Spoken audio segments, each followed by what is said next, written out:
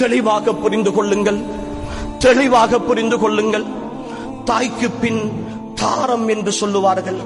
ஒரு தாய் மரணித்தால் அந்த தாயினுடைய இடத்தை ஒரு நல்ல மனைவியால் அடைக்க முடியும். ஆனால் இந்த உலகத்தில் ஒரு தந்தையினுடைய உறவை யாராலும் அடைக்க முடியாது சகோதரர்களே. ஒரு தந்தையினுடைய இடத்தை அந்த தந்தையால் மட்டும்தான் நிரப்ப முடியும். அந்த தந்தை செய்த நிர்வாகம், இந்த உலகத்தில் எத்தனை பெரிய நிர்வாகிகள் வந்தாலும் அவனுடைய சிறிய குடும்பத்திற்கு அவன் செய்த நிர்வாகத்தை போன்று வேறு யாரும் நிர்வாகம் செய்ய முடியாது சகோதரர்களே. தந்தையினுடைய இடத்தை இந்த பூமியில் யாரும் நிரப்ப முடியாது. இன்னொரு பாஷையில் அறிஞர்கள் சொல்லுவார்கள், அன்புக்குரியவர்களே, இந்த உலகத்தில் அல்லாஹுவால் படைக்கப்பட்ட ஒரு உன்னதமான மனிதர் ஸல்லல்லாஹு அலைஹி வஸல்லம் அவர்களுக்கு அல்லாஹு தஆலா இந்த உலகின் எல்லா நியமத்துக்களையும் கொடுத்தான், எல்லா அருள் பாக்கியங்களையும் கொடுத்தான்.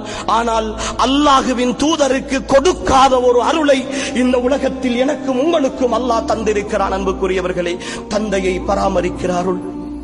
தந்தையின் முகம் காணாமகத்தான் அல்லாஹுவின் தூதர் பிறந்தார்கள். அந்த பாக்கியம் அல்லாஹுவின் தூதருக்கு கூட கிடைக்கவில்லை. ஆனால் அந்த அருளை, அந்த பாக்கியத்தை, அந்த வாய்ப்பை என்னுடைய கண் முன்னே நடமாடுகின்ற சுவர்க்கமாக அல்லாஹ் தந்ததற்கு பிறகும் கூட அதை புறக்கணிக்கிறோமே, அதை எட்டி உதைக்கிறோமே. அன்புக்குரிய ஈமானிய உறவுகளே, நாம் கடுமையாக சிந்திக்க வேண்டும். நாம் மிக கடுமையாக இந்த விஷயத்தில் சிந்திக்க வேண்டும். தெளிவாக புரிந்து கொள்ளுங்கள் அன்புக்குரியவர்களே. இமாம் ஷாஃபிஈ ரஹிமஹுல்லாஹ் அவர்களிடத்தில் ஒரு மனிதர் வந்து கேட்கிறார், என்னுடைய தந்தை என்னோடு அடிக்கடி சின்ன சின்ன விஷயங்களுக்கெல்லாம் முரண்பட்டுக் கொள்கிறார், நான் அவரோடு முரண்பாடோடு சண்டை பிடித்துக் கொண்டு இருக்கலாமா என்று கேட்ட நேரம் இமாம் ஷாஃபிஈ ரஹிமஹுல்லாஹ் தந்தைக்கான உரிமையை எப்படி விளங்கி இருந்தார்கள் என்பதை பாருங்கள் அன்புக்குரியவர்களே. உன் தந்தையோடல்ல, உன் தந்தையோடல்ல, உன் தந்தை போடுகிற செருப்போடு கூட, உன் தந்தை அணிகிற பாதணிகளோடு கூட நீ முரண்பட்டு விடாதே என்று சொல்லி அனுப்புகிறார்கள் அந்த மனிதனுக்கு. தந்தைக்கு முன்னால் குரலை உசைத்து பேசுகிற,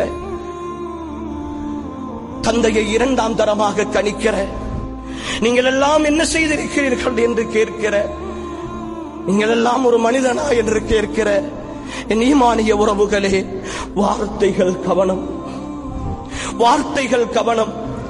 சுவர்க்கத்தை நிராகரிக்கிற, சுவர்க்கத்தின் நடுவாசலை இழுத்து மூடுகிற அந்த பணியை இலகுவாக செய்து கொண்டிருக்கிறோம்.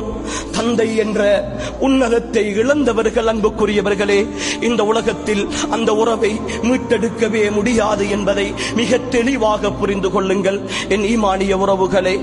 தந்தை அல்லாஹ் அப்படித்தான் படைத்திருக்கிறான். ஒரு ஆணாக என்னுடைய பிள்ளையின் மீதான பாசம் எனக்கு இருக்கிறது, என் பிள்ளையின் மீதான அன்பு இருக்கிறது.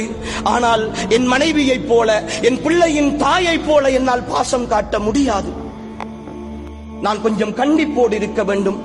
நான் கொஞ்சம் கண்டிப்போடு இருந்தால்தான், கொஞ்சம் அதட்டினால்தான், கொஞ்சம் ஏசினால்தான் அந்த நிர்வாகத்தை சரியாக செய்ய முடியும். இதுதான் மனிதனுக்கு அல்லாஹ் கொடுத்திருக்கிற இயல்பு.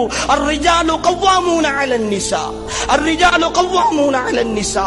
குடும்பத்தை நிர்வகிக்கிற பெண்களின் மீதான பொறுப்புதாரிகளாக அல்லாஹ் ஆண்களை நியமித்திருக்கிறான். அதனால் தான் எவ்வளவு கண்டிப்பான ஒரு தாயாக இருந்தால் கூட பிள்ளைகளை கண்டிக்கிற பொழுது அந்த தாய் சொல்லுவாள், கொஞ்சம் பொறு, வாப்பா வரட்டும் சொல்லிக் கொடுக்கிறேன் என்று சொல்லி பிள்ளையை பயமுறுத்துகிற தாய்மார்கள் இருக்கிறார்கள். அது இயல்பு அன்புக்குரியவர்களே.